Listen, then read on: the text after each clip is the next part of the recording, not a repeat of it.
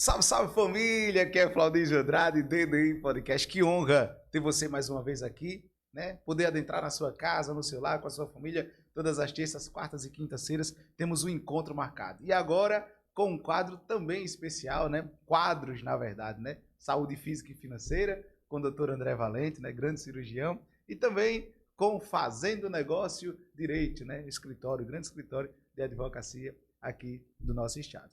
Todas as terças, quartas e quintas, episódios novos aqui com a gente. Então, na caixinha de pergunta lá no Instagram, escreve. Aqui também nesse canal, manda sua dúvida, né? Tenho certeza que a gente vai tentar sanar, né? Estamos também no Spotify, nas mais variadas plataformas digitais. Já passamos aí de 113 mil seguidores lá na rede social vizinho, meu muito obrigado. Galera, quero pedir a vocês, compartilhem os nossos vídeos. À medida que vocês compartilham, à medida que vocês comentam, mais vidas são impactadas. O intuito do DDI Podcast é isso, né? Ser vida em outras vidas. Cada convidado que vem aqui, cada autoridade que vem aqui, traz a sua história de vida e tenho certeza que inspira tantas outras, assim como a minha, e vai inspirar a sua também. Hoje eu estou aqui com uma figura ilustre, marcante da nossa sociedade, um grande advogado criminalista. Você já ouviu falar desse nome e hoje ele está aqui. Grande doutor Napoleão. Boa tarde, doutor. Boa tarde, meu amigo. Obrigado. Queria agradecer inicialmente aí o convite. Eu tenho visto aí, ouvido falar e testemunhado também da sua desenvoltura, da sua capacidade de difundir conhecimento, trazendo várias personalidades de várias áreas para cá, e isso é muito importante, essa divulgação. Então, eu queria inicialmente agradecer esse convite, dizer que eu vou estar à inteira disposição para a gente bater papo aqui e trazer algo interessante que possa ser compartilhado e inspirado para as pessoas. Coisa boa. Ainda que saibamos quem são os convidados que aqui vêm, a gente sempre inicia com uma pergunta. Eu queria ouvir do senhor, quem é o doutor Napoleão Lima Júnior?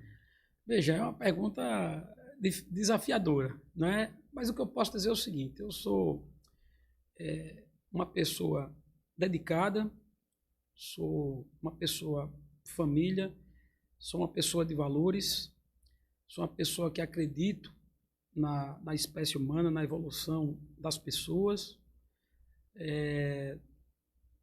Eu tenho uma perspectiva de vida bem interessante. Eu comecei bem de baixo, e a minha vida foi baseada em muito esforço, muita dedicação. E sou uma pessoa que gosto de ajudar a todos, dar oportunidade, como, por exemplo, no meu escritório, dou oportunidade a várias pessoas que pensam em um dia advogar e chegam lá, entregam um currículo, e a gente sempre gosta de ajudar. Então é isso, eu sou um lutador incansável pelo direito das pessoas, para o equilíbrio da sociedade, para que todos possam viver minimamente com segurança, conforto, com direito assistido a cada um. Coisa boa. O senhor, hoje um grande advogado, né, referência no estado de Alagoas. E de onde surge aí a inspiração para adentrar na advocacia? Como foi a infância? Estudou em escola pública, particular? Para dizer o seguinte, eu, graças a Deus, tive uma oportunidade, né? Eu sou filho de um casal esforçado, meu pai é servidor público estadual, policial civil, tem mais de 40 anos de serviço público, hoje ele trabalha na cúpula da Segurança Pública, na Direção-Geral da Polícia Civil, sou filho, minha mãe do lar. Então, como pobre, eu vivi muito bem. A gente tinha acessibilidade à educação, à saúde, à moradia, que é muito importante. E eu já inicio dizendo para você, Claudinho, que eu nunca quis advogar. É engraçado. As pessoas, às vezes, me abordam nos fóruns, me abordam nas ruas, dizem, pô, doutor Napoleão, você é uma inspiração para mim, eu quero ser um advogado como o senhor é, eu tenho assistido sua história desde o começo, etc. E engraçado que eu nunca quis ser advogado. Eu sempre quis ser delegado da Polícia Federal, era um sonho. Eu, muito jovem ainda, né, eu iniciei minha carreira no concurso público com 18 anos de idade, já estudava bastante. Então, meu sonho é ser delegado da Polícia Federal. E aí, ingressei na sua segurança, na Polícia Militar do Estado de Alagoas, em meados de 2004, 2005. Havia um concurso aqui para atividade e meio da polícia, chamado concurso da Polícia Militar para temporário, e eu passei nesse concurso. Depois, em 2006, teve um novo concurso da Polícia Militar, desta vez para atividade e fim, que é o policiamento ostensivo, como você conhece, né? Viatura, uniforme do policial. E em 2010 ingressei na PM, depois de aprovação desse concurso em 2006. E lá fiquei. E engraçado o seguinte, dentro do curso de formação, na Academia de Polícia, né, nós éramos 1.000 alunos e em alguns momentos na vida militar, né, no curso de formação, né, pelo rigor que é imposto ali, pela legislação e pelos oficiais, você em algum momento que ali vacilasse, como a gente falava, ficava de pernoite, ficava anotado, como a gente costuma chamar, e era uma espécie de uma punição administrativa, né? Obviamente o objetivo era fazer com que trazer o melhor policial possível para a sociedade. Então a gente começava a sentir por ali. E o que acontece? Em determinado momento, alguns colegas meus ficavam recebendo essas punições administrativas. E precisava de alguém, era dado naquela época a ampla defesa contraditória, era instaurado um procedimento administrativo e ele podia se defender ou contratar um advogado. Bom, eu estava concluindo o curso de Direito e aí o pessoal dizia, pô, você que é do Direito, tem como me ajudar? Olha, eu estou respondendo esse processo administrativo porque eu entrei em forma e me mexi, porque militar em forma não pode mexer, porque eu cheguei atrasado. Eu disse, posso. Aí eu não gostava muito, mas vou fazer, sou do Direito, então vamos lá, vou fazer. E eu fazia defesa. E o engraçado, Fraldis, é que colava. Quando era no outro dia, já saiu o resultado, né? Porque ele dava o direito de se defender, eu, em primeira pessoa, né? Eu fazia a defesa, em primeira pessoa, ele assinava, porque eu não podia advogar, porque não tinha nem OAB, mas eu fazia aquela defesa administrativa, ele apresentava, e aí era julgada ali a procedência e ele tirava a punição. E um belo dia, uma tenente, me lembro muito bem dela, gosto muito dela, a tenente Nirley, acho que hoje ela deve, na época, né? Hoje deve ser coronel, se não me engano, ou tenente-coronel, ela até disse, Napoleão, você com suas palavras bonitas não vai conseguir salvar mais ninguém, que eu sei que é você que está fazendo a defesa. Era engraçado. Então, começou por aí, isso era um primeiro ponto. E aí, um segundo ponto é que a gente lá, no curso de formação de praças, né, que foi o que eu me formei, era o Cefap, que era junto com a Academia de Polícia. E tinham 3 oficiais de alta patente que estavam presos na Academia de Polícia. E a minha fama começou, Fraldis, a se espalhar muito rapidamente. Olha, tem um aluno ali que é muito capaz do ponto de vista jurídico, ele é um grande advogado, já diziam isso, né? E aí começou a se espalhar a minha fama. E esses oficiais estavam lá custodiados. E uma certa feita, por volta de umas 8h45 da noite, 20h45 da noite, a gente ia do Cefap até a Academia de Polícia para poder fazer uma saudação ali à bandeira do Brasil, a bandeira de Alagoas e a bandeira da corporação. E eles ficavam custodiados na Academia de Polícia lá no Cefap. E aí, lá de cima, eles olhavam para a gente, esses 3 oficiais. E aí, eles gritaram bem alto, chamaram um outro oficial que estava à frente da tropa e disse, fulano, olha, tá meu amigo Navarro, né? Hoje é Major Navarro. Ele disse, Navarro, quem é o desenrolado do direito aí? Aí eu já tomei posição no sentido, pronto, senhor. Ele disse, deixe ser oferecido. O oficial disse a mim. Aí ele disse, sai de forma. Saí de forma, né? Saí de forma, ele disse, vá lá em cima que os oficiais querem falar com você. E aí eu subi. E lá esses 3 oficiais de alta patente, hoje são todos coronéis da Polícia Militar. Os 3 são meus amigos, gosto demais deles. E aí eles disseram para mim, pô, soube que você é um grande advogado. Eu disse, comandante, eu não sou um grande advogado. Estão dizendo que eu sou, não posso nem advogar porque não tenho um AB. Ele disse, não, rapaz, mas você não conhece o direito, você é desenrolado, eu soube que você está salvando seus amigos ali, os alunos de soldado. Eu disse, Ele disse, olha, eu queria propor a você um negócio. Você tem condições de olhar o processo da gente aqui e de repente dar uma ideia? Aí eu disse, comandante, eu posso fazer. Agora, entenda, eu não sou advogado, mas eu posso dar uma analisada, ver o que é que eu posso contribuir. Aí ele disse, pois não, se o que é que você quer em troca? Eu disse, não, eu quero, em troca eu não quero nada, eu sou a amizade de vocês, enfim. E nisso ficamos. E aí eu passava as madrugadas olhando o processo deles, que eu ficava já preso no Cefap, entendeu? Porque ficava o pelotão todo anotado, eu já ficava preso mesmo, no pernoite. Eu disse, vou estudar direito, que é uma coisa que eu gosto. E aí ficava fazendo a defesa deles. E eu ia fazendo sem nunca ter pego numa petição. De verdade, Fraldísio. Nunca ter pego numa petição. Claro que na faculdade a gente via alguma coisa, os professores traziam alguma coisa para a gente, mas eu não tinha experiência redigindo petição. Era o conhecimento jurídico propriamente dito, o que eu tinha de lei, o que aprendi, aquilo que eu buscava. E aí, olhando os processos, eram processos dificílimos, eram processos que tramitavam na 17ª Vara Criminal. outros na 13ª Vara, que é a Auditoria Militar, que possui competência para processar e julgar os crimes militares. E eu comecei a fazer a defesa deles. E engraçado, Flaudísio, que no meio dessa defesa, eu disse, olha, para cada um dos 3 eu preparei uma defesa propriamente dita. E eu analisava os pontos, via qual era o teor da acusação e trazia, de acordo com a legislação vigente, algo que pudesse socorrê-los. E eu disse, olha, preparei para cada um dos senhores uma defesa. E apresentei para eles. Eles pegaram aquela defesa, Flaudísio, entregaram para o advogado, que o advogado é quem podia peticionar, porque eu não era advogado. E aí o advogado peticionou e os 3 saíram. Conseguimos revogar a prisão deles. E mais tarde, com a defesa que eu tinha feito, ajudou também durante o curso da instrução processual. E aí eu me formei como policial, saí, eles agradeceram bastante. Eu confesso que eu não esperava aquilo, que a experiência que eu tinha era somente dos policiais que tinham uma anotação, porque chegava atrasado, uniforme amassado, barba mal feita, uma punição administrativa. Mas foi quando deu um start para mim, que eu tinha uma capacidade diferenciada de produzir defesa.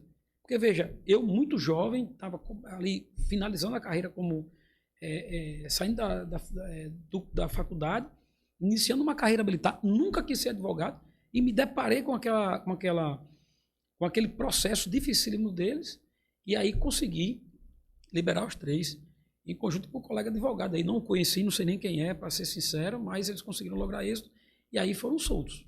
Então foi quando começou a minha história. E aí eu finalizei o curso de formação, fui para o batalhão operacional, que é a Rádio Patrulha, eu gosto demais daquela unidade, até hoje tem um carinho muito grande. Hoje é conhecida como Rotan, né? Mudou só o nome. E de lá, Flaudísio, eu também, mesmo assim, sabendo que eu tinha essa capacidade, ainda queria continuar estudando para concurso, para ser delegado de polícia. E aí, em determinado momento, eu comecei a ver que Deus foi me mostrando essa oportunidade, porque a gente sonha, a gente planeja, mas é Deus quem executa. Eu tenho muito essa convicção, sabe, Flaudísio? Então, moral da história, acabou que os colegas foram chegando, sempre tinha um colega que respondia um processo, eu chamo de excesso de vibração na rua, né? Eu chamo de excesso profissional. Mas esse excesso de querer fazer a coisa dar certo, acaba o policial respondendo a um procedimento, e aí dentro da viatura mesmo eles começavam a me consultar, os próprios colegas da guarnição me consultavam, o que é que eu faço, e aí eu fui gerando aquela coisa de querer advogar. E aí um belo dia, em meados de 2015, eu disse, não, agora chegou o momento realmente decisivo de eu continuar no meu desiderato, que era ser delegado de polícia ou advogar. E aí eu pedi muito a Deus, sabedoria, uma família, e eu disse, não, agora eu vou abraçar a advocacia. Abracei a advocacia e estou nela até hoje. E, engraçado, Flaudísio, eu pedia muito a Deus, porque, veja, eu era soldado da Polícia Militar, recebia um salário, não era muito, mas era um pouco sempre, né? Era um pouco sempre. Então, eu disse, pedindo para sair, eu já vou, a primeira consequência é não receber salário, né? Então, pedi a Deus orientação, e aí fui para a advocacia. No primeiro dia, peguei um caso de repercussão. Caso de extrema repercussão, peguei aqui no estado, que foi de uma colega, de alguns colegas nossos da Rotan, que abordaram um menor em determinado local em Maceió, eram de lá também da IP, e o outro de uma colega também policial militar, que tinha, infelizmente, né, uma falha do equipamento da metralhadora SMT-40, que ela vivia dentro da viatura, ela disparou, um caso de extrema repercussão, e aí ceifou a vida da policial. E aí, eu estou nesse processo até hoje, inclusive. Aí peguei esses 2 casos de extrema repercussão, foi quando iniciou minha carreira. Então, eu vi que realmente tinha jeito para a coisa. E aí foram chegando casos e mais casos, só casos de repercussão, casos de extrema dificuldade. Então, essa é a minha história com a advocacia.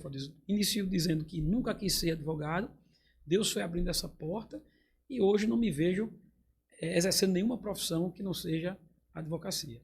O senhor, como bem ressaltou, e é notório, né, aqueles que têm ciência no estado de Alagoas, o grau de intelectualidade que assim o senhor tem e a desenvoltura em meio aos processos. O âmbito de atuação do senhor é o direito criminal, mas tem uma parte especial de atuação? Pois é, boa pergunta. Nós temos sim, né? Hoje no nosso escritório, nós temos lá 10 colegas conosco, nos ajudando, nos dando suporte. Temos aí, eu digo todos, porque me refiro não só aos advogados, mas aos estagiários, ao motorista do escritório, à secretária, à faxineira, porque todos eles, né, são jogadores de um grande time. Né? Não existe você vencer um campeonato ou qualquer coisa na vida, Fraldísio, sem ter a ajuda de colaboradores. Então o escritório é feito por todos eles. E hoje, em que pese eu ser o cartão postal do escritório, no âmbito do direito criminal, mas eu trago comigo também uma bagagem de outros ramos do direito, com outros colegas fazendo outros ramos. Né? Nós só não fazemos hoje lá no escritório a parte de previdenciário, mas outros ramos do direito nós fazemos sim. Então, cada advogado dentro de uma área, né, com os estagiários também auxiliando nisso, então nós conseguimos ter praticamente quase que a totalidade dos ramos do direito. Agora, obviamente que eu trago comigo uma carga, digamos assim, genética do ponto de vista do direito, porque iniciei na sua segurança. Então, um policial militar, quando ele responde a um processo, por ser militar, responde processo criminal na auditoria militar, na 13ª Vara, e junto com essa conduta humana que levou à incidência criminal, é instaurado também procedimentos investigatórios no âmbito da corporação. E hoje nós temos o processo administrativo disciplinar simplificado, que é o PAD, né? Chamamos de PADs, mas é o PAD para o servidor público comum, residual, digamos assim. Aí temos o inquérito policial militar, que gera a consequência de um processo criminal. Temos também os conselhos de justificação e disciplina para as praças e justificação para os oficiais. Então, ali é direito administrativo puro. Né? Então, assim, eu me habilitei também, me aperfeiçoei a defender também eles, porque é corolário lógico de um processo criminal, a incidência do processo administrativo. Então, acaba que a gente tem contato com o direito administrativo também.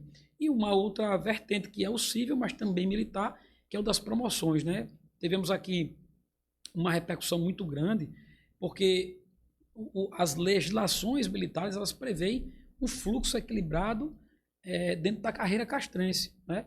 Então, é preciso que tenham vagas para que os militares sejam promovidos. Existem outros requisitos, como o intertício, que é o tempo em cada posto ou patente, para que ele seja promovido. E aí o que é que acontecia? Tinha militar que passava muito tempo numa graduação, onde a legislação previa ali 10 anos, 3 anos, o cara passava 20 anos. Então não chegaria nunca, não é, a graduação, a patente imediatamente superior. Imagine um aluno do curso de formação de oficiais, ele inicia ali 3 anos na academia de polícia, sai aspirante, depois segundo tenente, primeiro tenente, e a ideia é chegar até o posto de coronel. Só que como a gente não tinha vaga suficiente para promoção e outros requisitos que não eram obedecidos pela própria corporação, no que diz respeito à promoção deles ao intertício, ele não conseguia lograr isso, não conseguia passar da patente de capitão. O máximo que chegava era capitão, chegava ali e passava 10, 15 anos como capitão. E aí o que aconteceu? Eles começaram a nos procurar para ver se tinha algum método para que pudesse destrancar, né, essa que eu chamo de prisão de ventre administrativa, porque chega até um determinado momento ele não consegue avançar na carreira. E aí eu desenvolvi uma tese, que era uma tese já desenvolvida por outros colegas, eu aperfeiçoei também essa tese, criamos novas teses também, e conseguimos as promoções de vários militares. Então, tem uma incidência civil, né? Porque é um processo de natureza civil.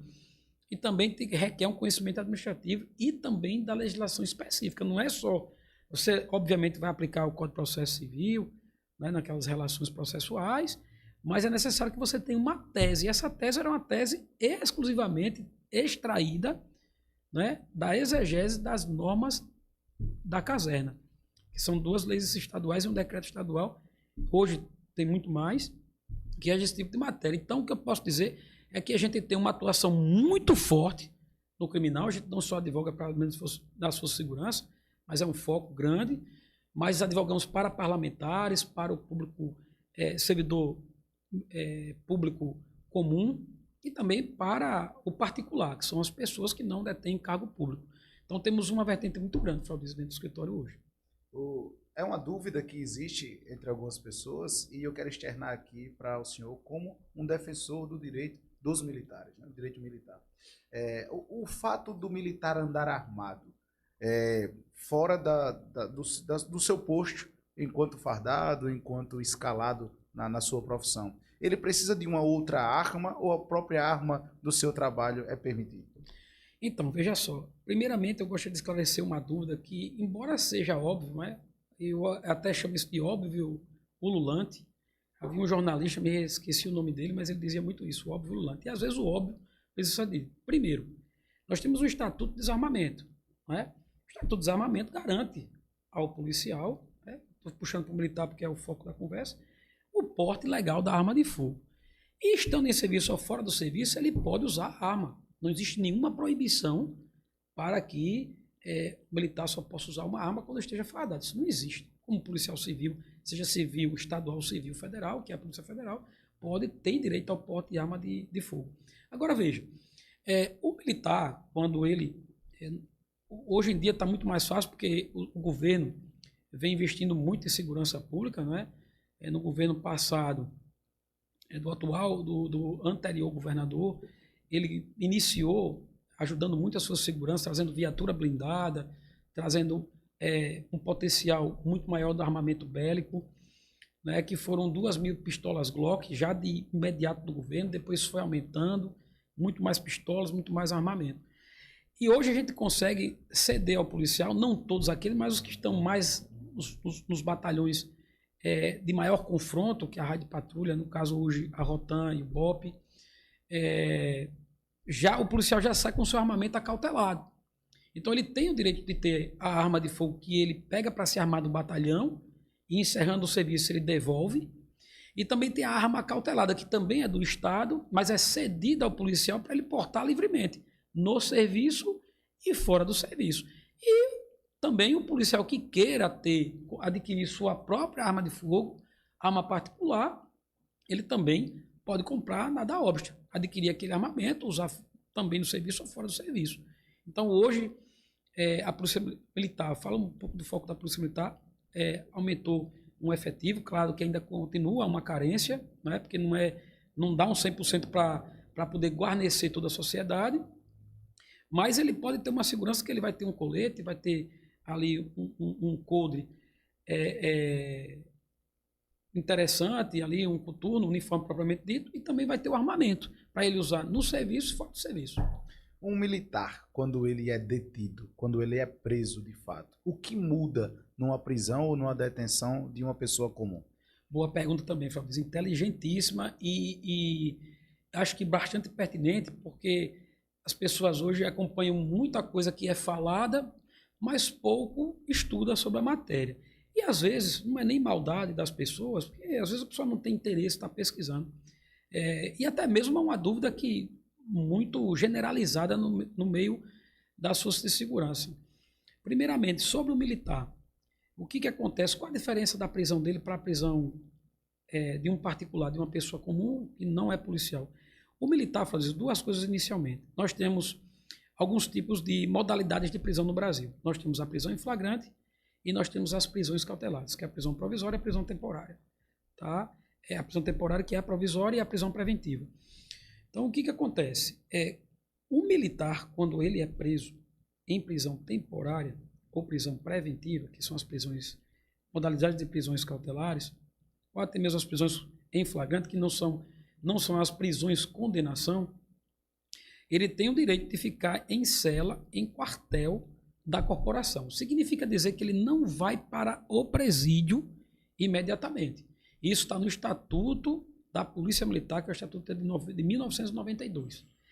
Hoje nós temos a Lei Orgânica Nacional aprovada, né, uma lei que estava tramitando há mais de 20 anos no Congresso, e conseguiu agora essa aprovação. Ela mudou um pouco essa vertente, mas ainda deixa uma margem para que o Estatuto da Polícia Militar seja respeitado. Então, quando eu tiver uma prisão cautelar, flagrante, temporária ou preventiva, que é aquela prisão diferente da prisão condenação. O que é a prisão condenação? O policial foi ao banco dos réus, foi garantida ampla defesa, contraditório, foi apresentado recurso, não houve mais como recorrer, a sentença foi mantida, não cabe mais recurso, aí nós temos a prisão condenação, que é a prisão depois de uma sentença penal com trânsito em julgado. Esta prisão, sim, aí ele vai diretamente para o presídio militar, tá? Então, enquanto eu não tiver uma prisão condenação, é aquela que eu ainda posso estar recorrendo, eu fico em quartel da corporação, não é em presídio. Deixa isso bem frisado para as pessoas entenderem. Então, depois da prisão e condenação, aí sim, esse militar é levado para o presídio. Essa é a primeira diferença. E a diferença para o preso comum, né, é que o preso comum, como não existe legislação dizendo que ele deve ir para um outro tipo de prisão que não seja um presídio militar, nem seja uma prisão especial, ele vai direto para o presídio. Tá? E lembrando que existe uma diferença entre prisão feita no presídio militar e a prisão em quartel, em cela de quartel. Prisão em cela de quartel é o seguinte: vamos colocar esse militar que foi preso temporariamente, preventivamente ou em flagrante, por exemplo, escolhe uma unidade, geralmente é a gente chama de rádio patrulha, que é da minha época, mas a Rotam ou o BOP, ou até mesmo outro batalhão de área, né? Ou até mesmo na academia de polícia militar, se for oficial, ou até mesmo no Cefap, se for praça, né? Que é o centro de aperfeiçoamento de praças. Então, coloca ele lá até que tem uma sentença penal com trânsito em julgado. Então, ele fica lá dentro de uma unidade, dentro da APM, que nós chamamos APM SAM, que é a Academia de Polícia Militar, senador Adão de Mello, ou no Cefap. Depois, se houver prisão ou condenação, aí sim transfere ele para o presídio. E um outro detalhe: se durante o curso do processo esse militar vir a perder a farda, então ele não goza mais da prerrogativa de ser militar. Então, logo, ele vai para o presídio comum. A hipótese de, após a condenação, ser recorrido e esse militar ele voltar a ter a farda, ou hipótese alguma? Não, ele pode voltar. Vamos supor que durante o curso do processo, o que acontece muito? Os casos de repercussão, Francisco, no início da nossa conversa eu falei sobre espécies de procedimentos instaurados para apurar infrações administrativas e processos militares. E eu falei do Conselho de Disciplina e do Conselho de Justificação. O militar, ele foi agora aqui autuado, foi preso e foi processado. Está respondendo ao processo criminal. No curso do processo, porque o caso teve extrema repercussão, a corporação instaura um conselho de disciplina ou de justificação para apurar aquela conduta, para apurar as condições de permanência na corporação daquele militar. E durante o curso de processo penal, veja, ainda não finalizou o processo penal. É possível a exclusão do militar extemporâneo? É possível, se instaurar esse conselho de disciplina. Obviamente que tem, inclusive o Supremo Tribunal Federal, no tema 1200, já pacificou o entendimento que só é possível essa exclusão. O conselho pode ser até instaurado, mas excluído não. Somente depois de sentenciado o processo criminal, a pedido do Ministério Público, e não ao juiz da causa, tem que ser ao Tribunal de Justiça local onde o militar praticou aquele crime, de onde ele é oriundo. Mas é possível, caso ainda, mesmo com o tema 1200 pacificado, a corporação vem excluindo militares. E exclui. O militar vai ter que se virar para entrar com algum remédio jurídico, que é o mandado de segurança, para reverter essa medida, essa exclusão extemporânea. Então, ele pode ser excluído até mesmo no curso do processo penal. E aí o que acontece? Durante essa seara, embora excluído, né, ele fica logo temoroso que pode até ser transferido para um presídio comum. Ele procura advogado, impetra mandado de segurança, geralmente é mandado de segurança, mas existem outras ferramentas, para ele voltar à corporação. Então ele pode regressar. Por quê? Qual é a principal tese? Se eu estou respondendo a um processo criminal e eu sou excluído da corporação, veja, se eu sou excluído da corporação, significa dizer que a corporação atribuiu um juízo de valor a mim. Mesmo respondendo a um processo criminal, onde é um direito fundamental de presumir a inocência da pessoa até que sobrevenha uma sentença penal com trânsito em julgado. Sentença penal com trânsito em julgado, aí sim eu posso dizer que aquela pessoa é culpada. E aí eu lanço o nome dele no rol dos culpados. Enquanto isso não acontece, ou seja, princípio da presunção de inocência, eu não posso excluir extemporaneamente aquele policial militar. Por quê? Porque se eu excluir, eu estou violando o princípio da presunção de inocência. Entendeu, Fraudis? Então é por isso que o policial militar pode regressar, embora respondendo, possa regressar. Agora, Napoleão, depois que tiver uma sentença penal com trânsito em julgado e ele perder a farda, pode. Mas há a possibilidade mesmo assim de ele regressar? Se de repente verificou-se, Fraudis, que durante esses procedimentos houve uma falha, não foi observada alguma coisa específica ali dentro do processo, a pessoa condenada ela pode revisionar, entrar com uma ação de revisão criminal e na revisão criminal modificar a decisão do tribunal. Isso já aconteceu. Revisa, mostra onde estava o erro ali que não foi observado. Por exemplo, vou dar um exemplo para você. Como assim, Napoleão? Não já passou pela justiça? Não foi dando para defesa contraditório? Tinha promotor, tinha juiz, tinha desembargador, todo mundo errou. Às vezes acontece, porque o erro é próprio do ser humano. Vou dar um exemplo muito claro para você. Imagine que a defesa requereu, né, para ser ouvido uma testemunha, o juiz indeferiu por indeferir.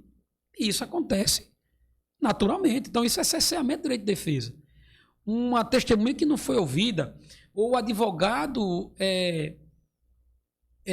não foi intimado para comparecer, para ouvir uma testemunha que foi arrolada pelo Ministério Público. Napoleão, o juiz, ele, por exemplo, e aqui não é crítica nenhuma ao Poder Judiciário, estou apenas falando que isso, volta e meia, pode acontecer, o juiz entendeu de não ouvir, de não intimar o advogado. Isso é cerceamento do direito de defesa, não pode acontecer. E muitas vezes eu pego casos que vêm de outros colegas, que já chega para mim, já com trânsito em julgado, e eu vou olhar o processo, como diz aqui no Nordeste, de cabo a rabo. E vou analisar todo, depois elaboro um parecer e digo, olha, dá para a gente fazer isso aqui. E é possível do ponto de vista jurídico. Se eu vou conseguir é outra coisa, mas que é possível é. E eu pego, volta e meia, processo assim, que é desrespeitado as regras do jogo. E eu digo, vamos entrar com uma revisão criminal. Agora, obviamente, existe um prazo para a revisão criminal, né? Então, eu entro ali com a revisão criminal e consigo modificar. Às vezes acontece, é raro, mas acontece, entendeu? Então, é possível, mesmo com trânsito em julgado, rever aquela decisão e aí o militar voltar à corporação. A gente falou sobre, o senhor bem ressaltou sobre a questão das promoções. E o senhor bem atua também nessa área. O senhor é especialista nessa área. Há a possibilidade, mesmo após o militar ir para os quadros de reserva da corporação, ele poder ser promovido? Ele pode ser promovido. Agora, existe duas coisas que eu queria deixar bem claro. Há uma tese formada pelo Tribunal de Justiça de Alagoas que na reserva o militar não pode mais ser promovido. Mas essa tese é uma tese que o Tribunal de Justiça, em alguns julgados, né, ele se manifesta. Não significa dizer que o direito estaria perdido, tá bom? Agora, a resistência é grande para não promover na reserva. Agora, o militar que está na reserva e pretende ingressar com ação judicial, o que é que ele tem que observar primeiramente? Eu sempre costumo dizer, Fraudísio, que o advogado é o primeiro juiz da causa.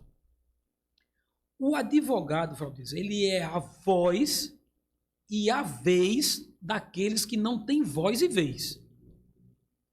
Então, o advogado ele tem que resistir.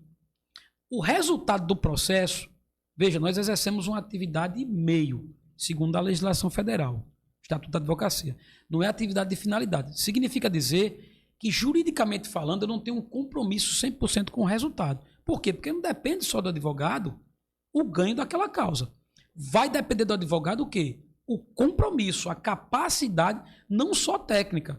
Porque o colega que é advogado, ou seja, passou por um exame, que é um exame difícil, né, de grande rigor, que é a OAB, e não acho que é fácil não, porque não é fácil, tá bom? Há uma concorrência gigantesca para isso acontecer. Então, e o nível de complexidade das provas cada vez mais difícil. Claro que o concorrente concorre com ele mesmo. Quando eu falo em grau de competitividade, é o que é exigido pela prova, né? Cada dia mais, inclusive na prova prático-profissional. Então, assim, eu equiparo um processo, Fraudísio, com um tabuleiro de xadrez. Existe uma regra no xadrez que é diferente da dama. No xadrez existe uma regra que diz que peça tocada é peça jogada. Às vezes, o cliente chega para você, doutor, eu sou inocente, eu consigo, eu posso, está aqui a prova. Mas se você jogar aquela prova no momento inoportuno, né, pode ser que você prejudique seu cliente. Então, voltando para responder a sua pergunta, o outro requisito, Fraudísio, para que o militar seja promovido na reserva, é essa reserva não ser superior a 5 anos. Porque se for superior a 5 anos, mesmo ele tendo um direito, um bom direito, né? Uma fumaça do bom direito para que ele seja promovido, se depois de 5 anos da reserva ele não procurar um advogado, ele não consegue mais mover essa ação. Por quê? Porque existe um impedimento legal de os direitos buscados contra a Fazenda Pública prescreverem em 5 anos. Então, Fraudísio, o que é que eu acho? Que eu respondo a tua pergunta e já vou também trazendo uma informação relevante para os colegas advogados por experiência que eu tenho. Primeiro, nunca olhe para um processo dizendo que o processo está perdido. Não existe causa perdida, também não existe causa ganha, tá? Existe a tua capacidade de resistir e de trazer um resultado útil. Todo caso fraudício, nenhum caso é o mesmo caso. Eu sempre costumo dizer isso. Eu sempre olho para um processo, tá? E não olho como causa perdida. Eu olho para ele nas entrelinhas para localizar qual seria um caminho a ser trilhado. O advogado fraudício, ele vive de tese jurídica. É ele quem faz a jurisprudência acontecer. Por quê? Porque para que eu tenha uma jurisprudência de um tribunal superior, que são decisões reiteradas de tribunal, é preciso que eu tenha uma demanda na origem, que a gente chama de primeiro grau, outros chamam de piso, eu não gosto muito dessa expressão, mas é o piso, a origem, é onde se inicia o processo, se inicia com uma tese. Veja, o fraudista me procurou no meu escritório e disse para mim, doutor, eu preciso ter esse direito aqui. O que é que o senhor pode fazer? Eu tenho que criar uma tese, lógico, que não é uma aventura jurídica, isso é até uma vedação do Estatuto da Advocacia, mas uma possibilidade plausível de conquistar aquele direito. Então eu trago uma ideia para o juiz. Olha, juiz, a lei diz isso, mas olha o caso concreto. Veja que é possível que isso aqui aconteça, então há uma plausibilidade do ponto de vista jurídico. E essa tese ela é desafiada no primeiro grau, depois o juiz dá uma decisão, depois vai para o segundo grau e assim sucessivamente, até chegar ao STJ, por exemplo, e ao Supremo Tribunal Federal. Então eu deixo, Fraudísio, essa mensagem para todos os advogados. Não olhe para o processo querendo perder. Eu fazia judô quando bem jovem, Fraudísio, eu tinha 8 anos, comecei no judô, saí na faixa amarela, já me graduando para laranja. E na faixa, meu pai comprava o kimono, comprava a faixa, e na faixa, engraçado, depois que eu dava aquele nó na faixa, Fraudísio, que o professor ensinava a gente a dar o nó naquela faixa, de modo que as pontas ficavam viradas, a parte de dentro para a parte de fora. E tinha uma razão de ser. Sabe por quê? Porque lá existia uma mensagem, dizia assim, ó, quem teme perder já está vencido. E eu trouxe isso para mim da fase de infância até a fase adulta. E nunca foi tão verdadeira essa frase como está sendo para mim como profissional do direito, como ator de justiça. Então, quem tem perder quem tem perder já está vencido. Então, eu fiz aquilo ali como ali um livro de cabeceira para mim, né? Essa ideia da faixa, essa transmissão que a faixa passou, para que eu nunca desistisse dos meus processos. Então, o que eu quero dizer para você, Fabrício, é o seguinte: tudo depende do talento do advogado. Não é porque eu tenho uma boa prova que eu já vou lançar ela inicialmente e já vou pedir absolvição sumária do meu cliente. Antes de iniciar o processo, é uma utopia. Tendo indícios mínimos de autoria e materialidade, não se engane, não. Esse processo vai para a fase instrutória. Então, não adianta o colega advogado juntar uma prova inicial, porque a parte adversária vai dar um jeito de dizer, a prova é bacana, mas ela prescinde de uma análise mais acurada. Portanto, eu quero que esse processo vá para a instrução. O juiz analisando isso, né, por exemplo, nesse caso, de uma perspectiva criminal, vai analisar essa manifestação do MP e vai submeter aquele processo à fase instrutória. E qual é o problema? É que você adiantou a tese de defesa. Então, advogado, tenha talento para analisar, tenha a perspicácia para entender que não se deve jogar todas as provas no momento oportuno, né? Aliás, logo de início, quando você pega um processo, tá? Não fique no desespero do cliente, porque processo criminal é bem difícil, sabe, Claudio? A pessoa inicia como um barco indo a pique. A pessoa não quer responder o processo, porque o processo penal ele é muito traumático. Dizem que a pena não passa da pessoa do condenado. A Constituição diz isso, a lei processual penal diz isso. É verdade. Mas qual é o familiar que, amando seu ente querido, sabendo que ele responde no processo penal, que ele pode ter o seu direito de ir e vir cerceado por um bom tempo, não vai sofrer junto com ele? É óbvio que vai. A cada audiência, há um sofrimento da família. Até mensagem do advogado, às vezes não estou mandando uma mensagem para dizer ele que vai ser condenado, que vai se acabar o mundo, não. Eu vou mandar uma mensagem, às vezes procurando saber como ele está, dizendo para ele que venha para cá, porque tem uma tese que acabou de acontecer no curso do processo que é importante para a gente, vem para cá para a gente bater um papo, para a gente decidir se coloca ou não isso dentro do processo, e causa um temor. Até um bom dia do advogado para o cliente causa um temor. Claro, para ele é bom receber uma mensagem do advogado, né? Mas às vezes é um temor muito grande. Ele chega lá, doutor, vim aqui morrendo de medo, achando que é alguma coisa, não é. Então, a família também sofre com o cliente. Então, eu digo para os advogados que tenham essa perspicácia de ter essa maturidade jurídica, de compreender que a maioria dos casos vão, fraudismo, para a instrução processual, não tem para onde correr. Então, não jogue logo de cara todas as cartas que você tem. E lembre-se, o processo é um jogo. Vai ganhar quem souber melhor jogar. Entendeu? Então, você não pode mostrar tudo que você tem ali. Obviamente, você tem que chegar com capacidade. E pegando o gancho de capacidade, eu falo muito, Fraudismo. Fica à vontade, fica à vontade, fica à vontade. Aqui hoje tem sido uma aula. Então compartilha aí, comente e aproveite essa aula de hoje. Obrigado. E falando em capacidade, Fabrício, a gente tem que ter uma capacidade macro de perceber tudo aquilo que vai acontecer. Eu digo sempre para todos os meus advogados, para os associados, digo isso também para os estagiários e aqueles que me mandam tantas mensagens no Instagram, dizendo, doutor, eu queria ser assim, como é que eu faço para ser bom? Eu sou admirador do seu trabalho. Eu digo sempre o seguinte, Valdir, e aí deixa muita margem para dupla interpretação, não me leve a mal, não é falta de humildade o que eu vou dizer. E vou explicar o porquê. Veja, eu digo para todo mundo. Olha, numa sala de audiência, você tem que ser melhor do que todos os atores de justiça que lá estão. Você tem que entrar para ganhar e não para perder. Não estou dizendo que significa dizer que você é melhor do que juiz, melhor do que promotor, melhor do que o colega advogado que está do outro lado, como assistente de acusação, por exemplo, levando em consideração que você estava defendendo o réu. O que eu estou querendo dizer, até porque ninguém é melhor nem maior do que ninguém, o que eu estou querendo dizer é, se um time, Fraudice, que vai para uma final de Copa do Mundo, já com medo do time adversário, imagine um time que não tem tanta história no futebol mundial, pega uma seleção brasileira no final da Copa. Pega uma Argentina, pega uma Alemanha, pega uma França no final da Copa. O time que você vê que não passava nem da fase classificatória. Já entra com medo. Se ele chegou na final, porque ele é bom. Se você foi contratado em meio a mais de quase 20 mil advogados que nós temos aqui em Alagoas, e o cliente escolheu você para defender, porque você é bom. Não se engane, não. Não ache que você é menor do que fulano, porque fulano é um grande advogado e porque ele já tem tempo de profissão. Eu disse no começo da nossa conversa que eu nunca quis ser advogado, mas eu fui advogado e sou até hoje.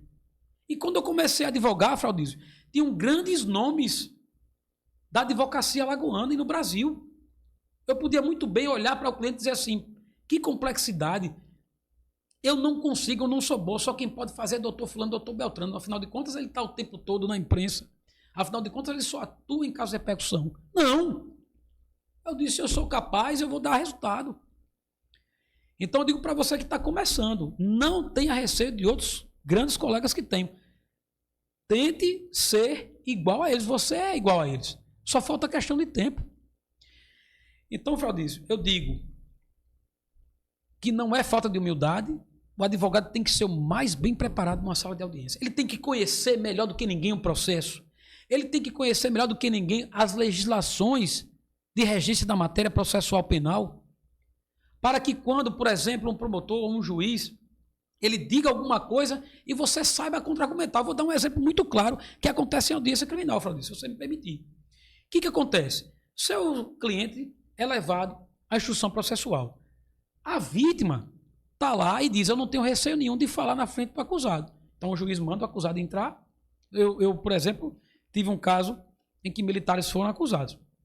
E aí o que acontece? 4 militares acusados. A vítima vai e diz, estou aqui, não tenho medo. Então, vítima, comece a falar o que você sabe, diz o juiz. E a vítima vai dizer, e assim, e assado, ele fez isso, fez aquilo. Aí o juiz vai e fala o seguinte, se o senhor olhar para eles, o senhor reconhece? Ele diz, reconheço. Aí o juiz já ia virando a câmera para a vítima, diz, excelência, pela ordem. É possível essa acareação? É possível esse ato de reconhecimento do réu? Só que existe uma regra específica prevista no Código de Processo Penal e não pode ser feito daquela forma. Tem que trazer outras, tem que ser primeiro por escrito, tem que trazer outras pessoas de semelhança parecida com os acusados. Por quê? Porque a vítima, o que ela quer é pegar aquele culpado para que ele responda. Então, quem o Estado levou ao banco dos réus, a vítima pode até dizer para ela, porque a vítima não tem compromisso, a vítima não responde por falso testemunho. Então, ela pode muito bem dizer o seguinte, eu senti a dor, não estou dizendo que o fato não aconteceu, ela pode ter até acontecido o fato, não desconheço, porque tem a prova da materialidade. Mas cadê a prova da autoria? A vítima vai olhar e dizer o seguinte, olha, que nem toda vítima é honesta, né? Venhamos e convenhamos. A vítima pode me dizer o seguinte, então esses 4 aí, então como não chegou ao culpado, pelo menos esses 4 aí eu vou punir. A vítima vai dizer o seguinte, foram eles mesmos. E como é que os réus vão comprovar que não foram eles? Porque, veja, nós temos um sistema acusatório. O ônus da prova cabe a quem está acusando, que é o Ministério Público. Só que no Brasil, Fraudício, na prática, esse sistema acusatório é invertido. Ou o réu prova que ele é inocente, ou ele vai ser condenado. Não tenha dúvida disso. Então é por isso que eu digo a você, colega advogado, que estiver à frente, tá? Que você não permita, esteja preparado e conheça todas as regras do jogo, para que quando um juiz faça isso na audiência, diga excelência pela ordem. Pode ser feito o reconhecimento de pessoa, mas tem um rito específico, que é um incidente processual e não pode ser feito aqui nessa audiência. É isso. E aí o juiz vai olhar, vamos olhar o dispositivo que o doutor suscitou. Se é, de fato, realmente, eu vou chamar o feito à ordem no que eu disse e vamos fazer, então, ou o juiz decide por abrir esse incidente processual e fazer o reconhecimento, como diz o Código de Processo Penal, ou o juiz diz, não, eu vou dispensar, então não precisa não, viu, vítima, o senhor reconhecer. Então é isso. Se o advogado não estiver bem preparado, ele vai ser engolido na sala de audiência. Eu tive vários casos específicos, só disso, que eu tenho o maior respeito a todos os profissionais. Sou amigo de muitos no Ministério Público, no Poder Judiciário, no Poder Executivo, porque não pense que eu sou egresso da sua segurança, que quando eu chego lá, eu sou tratado a pão de ló, não. Volta e meia encontra alguém que quer ser uma barreira, e eu mostro para ele, não que eu sou advogado, estou em melhor condição, ou sou melhor do que ele. Eu mostro para ele que ninguém é maior do que a lei. Ninguém é maior do que a legislação. A gente tem uma Constituição Federal, depois nós temos legislação, tratados internacionais de direitos humanos que o Brasil faça parte, que tem status constitucional, depois eu tenho legislação federal, legislação estadual, decreto-lei, que não existe mais, mas legislações estaduais, atos normativos e por aí vai. O nosso sistema jurídico ele é piramidal. Né? Já dizia o austríaco Hans Kelsen, que diz que o sistema é um sistema piramidal, ou seja, uma pirâmide. Então aqui está a Constituição e assim vai, às vezes mais leis. Então, o advogado fala isso, ele tem que ser o mais bem preparado, para ele não ser engolido dentro da sala de audiência. E às vezes, do que muitos pensam, não é que você vai ser só um bom advogado se você absolver o réu, não. Mas se você conseguir, por exemplo, uma diminuição de pena, entendeu? Retirar das costas do réu ali uma incidência penal que foi colocada pelo Ministério Público, por exemplo, é que não deveria lá estar. Antes de vir para cá, acho que ontem eu fiz uma audiência nesse sentido. Eu até bati um papo antes da instrução processual com o promotor e disse, doutor, foi oferecida a denúncia com um tipo penal que não se aplica ao caso, até porque uma perícia foi realizada, foi trazida aos autos e a perícia mostra que não houve essa incidência penal que o senhor disse. Agora, essa aqui, em tese, houve. E aí, o que é que eu vou dizer? Olha, cabe aqui um acordo de não persecução penal, que é a possibilidade do Instituto Despenalizador, que é possível encerrar o processo quando não haja violência nem grave ameaça, matar o processo por ali, desde que a pessoa preencha os requisitos legais, não ter reincidência penal, entendeu? Não ter sentença penal com trânsito em julgado.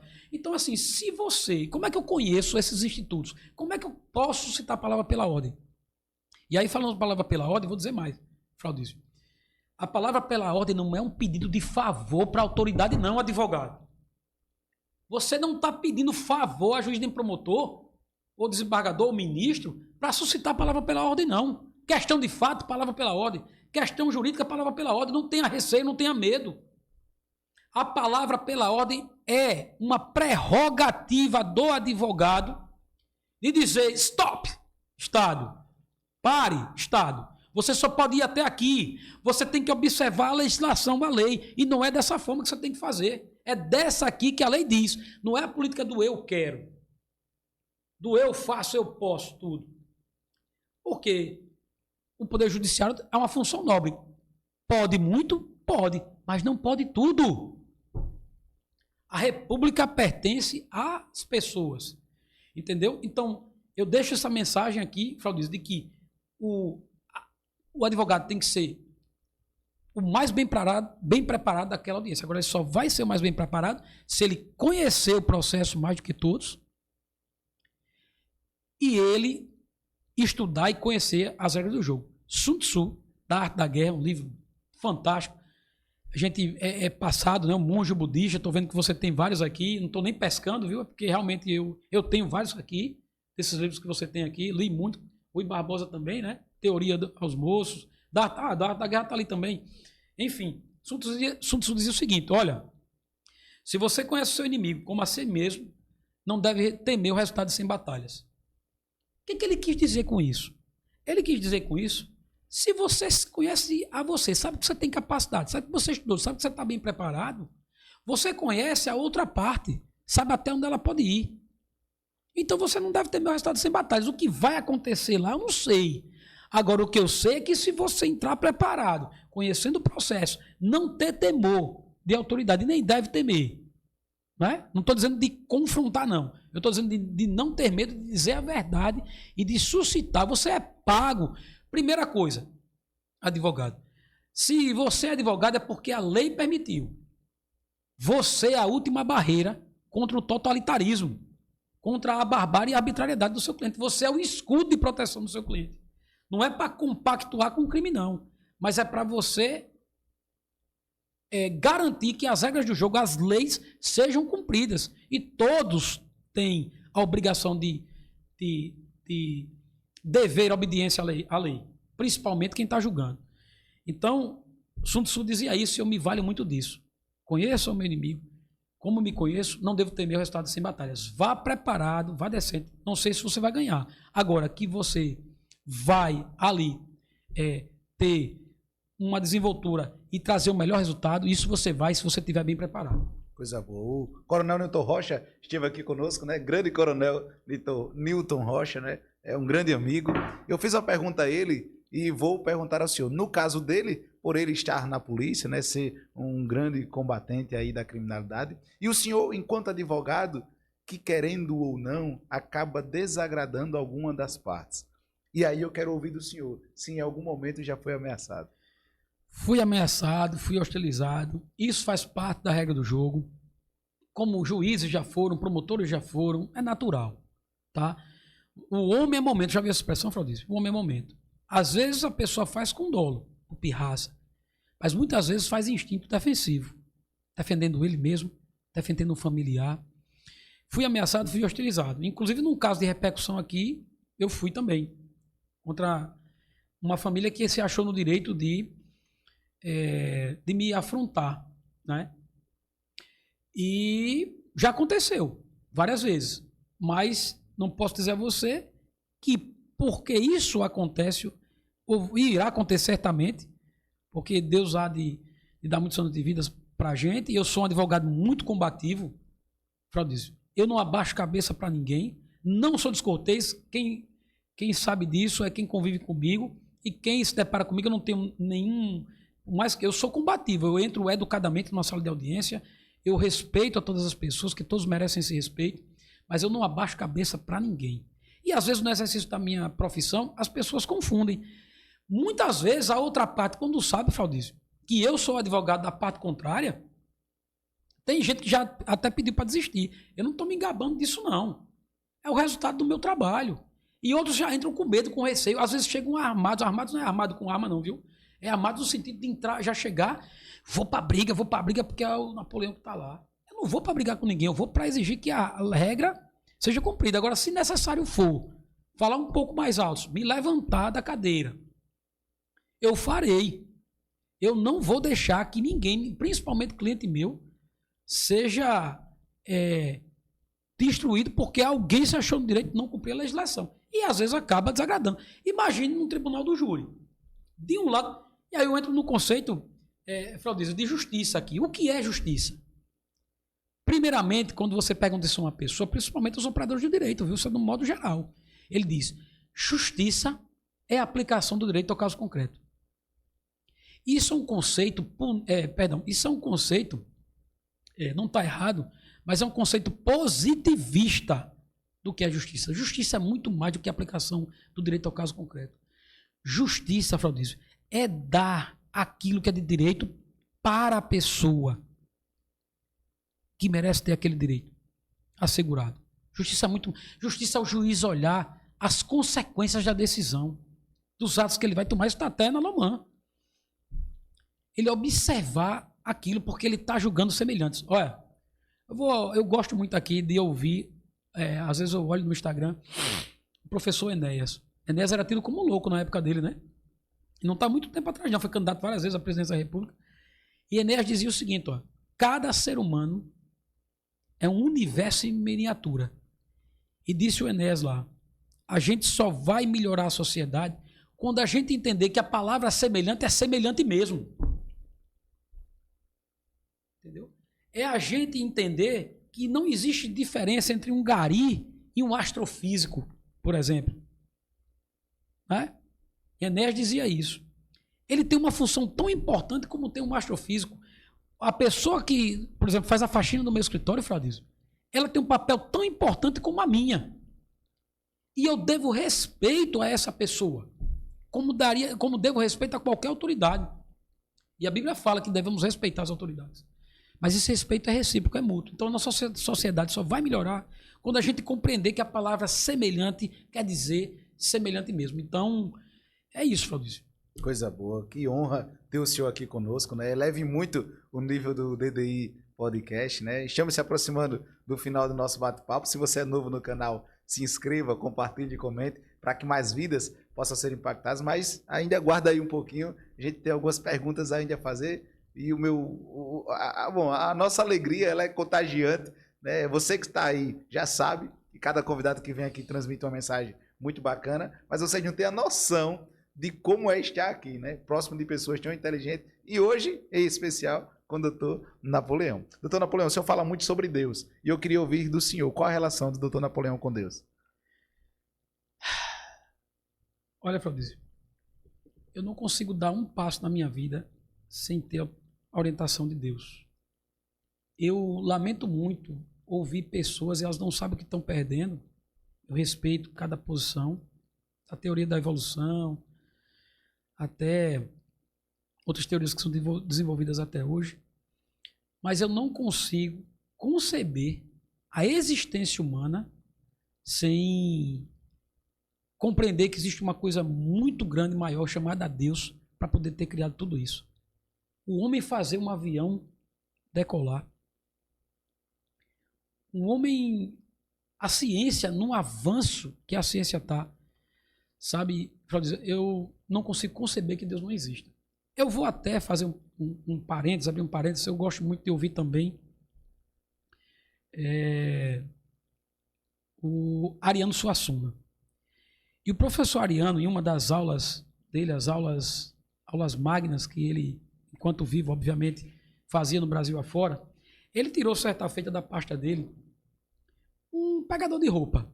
Veja que coisa simples. Pegou um pegador de roupa, ele até dizia assim, olha, para todo canto que eu vou, eu trago comigo isso aqui, vou mostrar para vocês. Ele abriu, pegou o pegador de roupa, fez assim, olha, isso aqui é um pegador de roupa. Quando eu solto, ele fecha. Quando eu aperto, ele abre, né? Então ele soltou, pega na roupa, apertou, ele abre, para soltar a roupa. Ele disse, olha, eu não aceito que a gente tenha vindo do macaco, ou seja lá de que bicho for. Porque o homem que consegue inventar uma coisa dessa, o macaco pode passar 1 milhão de anos que ele não vai ter capacidade de criar uma coisa tão pequena e tão útil como pegador de roupa. É uma coisa muito simples, Fraudício, mas eu não tenho como não conceber que Deus existe. E eu sou imagem e semelhança de Deus. Nós somos, diz a Bíblia. Então, todas as minhas decisões que tomei na vida, eu pedi a orientação de Deus. Tá? Todas elas. Joelho no chão e pedindo tementemente a Deus, rogando a Deus, suplicando que Ele me dê o melhor caminho. Eu digo, Senhor, eu tenho aqui um propósito. Eu tenho aqui uma perspectiva. Mas eu quero que isso seja compatível com o assim diz o Senhor. O que o Senhor disser que eu devo fazer, eu farei. Então é isso. Coisa boa. Qual a idade do senhor hoje? 44 anos. Se você tivesse a oportunidade de sentar na mesma mesa como essa, com o Napoleão de 18 anos, o que é que você diria para ele? Eu dizia, valeu a pena, Napô. Valeu a pena. Você morava em periferia, você pegava 2 ônibus para trabalhar, 2 ônibus para voltar. Você ganhava 54 centavos a hora para fritar hambúrguer num fast food, maior fast food, vou até fazer o merchandising, que era o McDonald's. Você pegou a sua rescisão contratual e podia ter feito o que qualquer jovem faria na época, que era pegar o dinheiro e gastar com farra, pegar o dinheiro e fazer qualquer outra coisa. Mas você pegou a rescisão contratual, pagou um cursinho e prestou o primeiro concurso da sua vida, que foi para a Polícia Rodoviária Federal, depois para a Polícia Militar e foi aprovado. Valeu a pena, Napu. Valeu a pena as noites de sono que você teve. Valeu a pena as renúncias às festinhas de colegas, de amigos. Valeu a pena toda essa renúncia. Valeu a pena toda a dedicação, a esperança e a fé em Deus. E olhe quem você se tornou hoje. Um grande ser humano e um grande profissional para a sociedade. Coisa boa. A gente ajuda muita gente no decorrer da nossa caminhada e parece que as pessoas, num lapso de tempo, se esquecem daquilo que a gente fez outrora por elas. Como é que o senhor lida com a ingratidão? A ingratidão, ela tira afeição, né?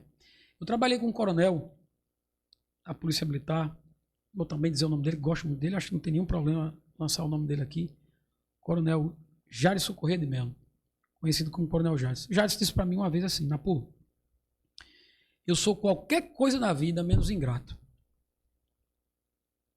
Ele disse isso a mim. E o que eu posso dizer é que lidar com a ingratidão é muito difícil, porque ela dói. Né? Ela dói. Então, assim, e eu acho que a pior ingratidão, sabe, Claudio, é você ser ingrato com você mesmo. Ingrato com a sua história. Onde eu for, eu vou carregar a história que eu tive de vida. Porque comecei no McDonald's, depois fui policial militar, fui soldado. Hoje, dizem, né, que eu sou um grande advogado. Agradeço por isso. São palavras de carinho que me falam várias vezes. Mas eu faço as minhas palavras de Ayrton Senna, né? Eu quero ter vitória, mas não vitória como piloto. Vitória como pessoa, vitória como na vida. Então é isso que eu quero ter e é isso que eu quero fazer por resto da minha vida. Coisa boa, que honra tê-lo aqui. A gente sempre faz um bate-volta próximo ao término de cada episódio. Eu quero ouvir do senhor um time. Meu time Grêmio. Grêmio. Grêmio e CSA, né? Tem muito respeito ao Asa. Entendeu? Mas CSA e Grêmio. Uma cor. Rapaz, azul. Por quê? Por conta do CSA e do Grêmio. E do céu, né? O céu é azul. Um lugar, Alagoas, cara. Eu amo. Eu fui ao México, fui a Cancún, fui para vários lugares lá, uma ilha lá, Azumorré e etc. Quem já viajou sabe disso. Mas depois de 15 dias lá, eu fiquei desesperado para voltar. Então, eu amo Alagoas e amo Maceió. Um livro. Um livro, Bíblia. Por que a Bíblia? Porque a Bíblia é o começo de tudo, é a origem. Deus criou o mundo e Deus criou o homem e viu que era bom. Então, acho que por excelência a Bíblia e depois grandes outros manuais, como Monge Budista, Sun Tzu da Arte da Guerra, Constituição Federal e assim por diante. Quando o senhor fala sobre a Bíblia, eu me lembro de uma fala que algumas pessoas bem recitam, que uma serviçal de Rui Barbosa vai até ele e diz, doutor, eu encontrei um livro e eu queria saber onde coloco esse livro, se no centro, se em cima ou se embaixo. Qual livro é esse? A Bíblia. Esse não tem problema, escolha onde você melhor colocar. Se você colocar ele embaixo, ele é a base. Colocar ele no meio, ele é o centro. Se você colocar ele em cima da prateleira, ele é como uma coroa, está acima de todos os outros livros. Muito bom, isso então, mesmo. Muito me alegra ouvir o senhor falar sobre a Bíblia, né? Enaltece muito a vinda do senhor para o DDI Podcast, né? O senhor é uma referência para a gente, é uma alegria imensa, mas eu quero que o senhor esteja as considerações finais. Fique à vontade. Bom, eu encerro aqui agradecendo a oportunidade, dizendo que me coloco à inteira disposição para outras oportunidades, mas eu quero finalizar dizendo o seguinte, eu espero, como jurista, que essa fase que o direito brasileiro vem passando, infelizmente, partindo, né, do órgão máximo do direito brasileiro, né, que é o Supremo Tribunal Federal, a gente tem visto o que tem acontecido aí durante o curso da instrução processual da trama golpista. Eu tenho me entristecido muito, e aqui não é bandeira política de maneira nenhuma, eu estou falando sobre os atropelos que o direito brasileiro vem sofrendo durante essa instrução processual. Então, eu deixo essa mensagem de que espero dias melhores para o direito. Sabe por quê, Fraudício? Não só pela minha profissão, mas existe um brocardo jurídico que diz iubi homus, iubi jus, ou iubi sociedades. Diz o seguinte: onde há homem, haverá o direito. E se a gente não aplicar o bom direito ao homem, a gente condena o inocente, né, e solta um culpado. A mesma coisa que aconteceu com Jesus Cristo. Acho que foi o primeiro júri da história mundial, onde soltaram Barrabás, preso, condenado, já estava condenado, um preso que já tinha praticado vários crimes, reincidente específico inclusive, mas por questões políticas, soltaram Barrabás e condenaram à morte Jesus Cristo. Então, a frase que eu deixo é que tenhamos dias melhores no direito, porque a sociedade vai sofrer muito com isso, e deixo a palavra de que nós respeitemos os nossos semelhantes e entendamos de uma vez por todas que a palavra semelhante é semelhante mesmo. É isso. Coisa boa. Que honra. Muito obrigado, doutor Napoleão. Papai do Céu continue te abençoando. Se você é novo no canal, se inscreva, compartilhe e comente para que mais vidas possam ser impactadas. Todas as terças, quartas e quintas-feiras, às 20 horas, nós deixamos por aqui. É isso. Valeu!